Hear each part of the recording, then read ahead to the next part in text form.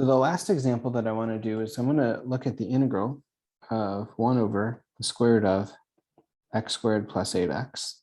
And I want to think about how could we apply the methods of this section to evaluate this integral. Okay, this looks kind of like a tangent problem, right? If you were to have inverse tangent. But I don't know, it doesn't quite fit. So what we have to do is we have to make sure that this is going to look like what we want it to look like. And to do that, what we're going to do is I'm going to complete the square in the denominator. So I'm going to think of this as x squared plus 8x. And then to complete the square, we're going to take half of the middle term, the linear term, in this case, 8x. We're going to take half of that coefficient, so it'll be 4, and square it. And I can't just add 16 wherever I want, because that changes the quantity, but I can add 16 and then take away 16. And what this is going to do is this is going to allow us to write this as 1 over the square root of x plus 4 quantity squared minus 16. And so here what we can do is, this is a little bit trickier, but if you want to let u be equal to x plus 4, there's no harm in that. And then you get 1 over the square root of u squared minus 16, dx is du, everything's fine. Or you can just jump right away to say that x plus 4 should be 4 secant theta.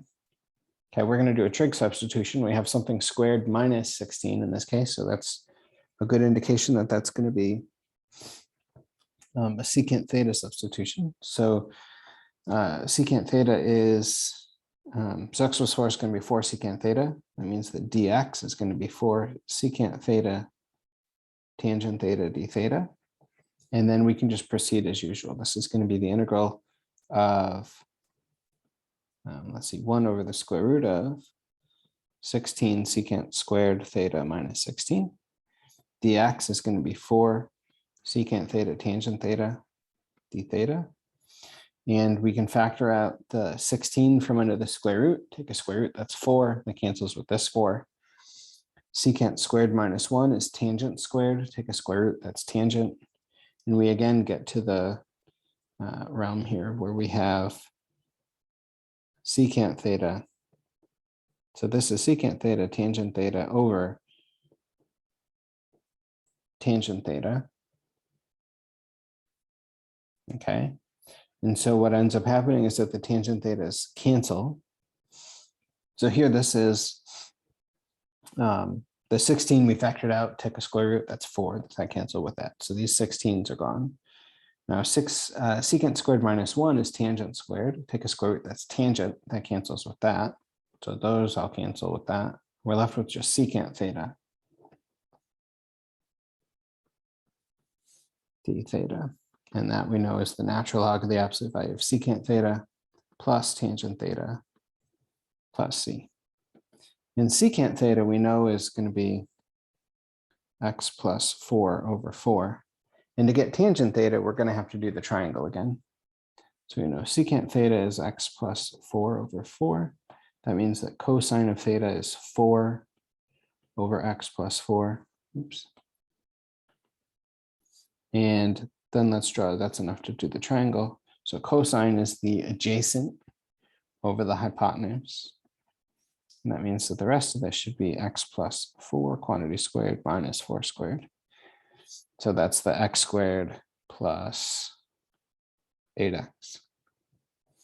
And so tangent is going to be the opposite over the adjacent. So that's going to be square root of x squared minus 8x. Square root of x squared plus 8x over 4 plus c. And again, there's some simplifying that we could do here. We could separate everything's, we could write everything as being over 4 and then incorporate this into the logs. So using our log rules, this would be the natural log of the numerator, which would be x plus 4 plus the square root term, minus the natural log of 4 plus c. But actually, we could incorporate the natural log of 4. It's just a constant.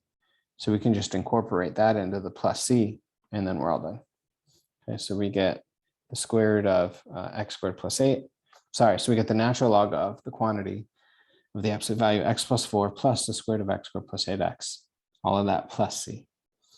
Okay, so that turns out to be the right quantity that we have to differentiate to get 1 over the square root of x squared plus 8x.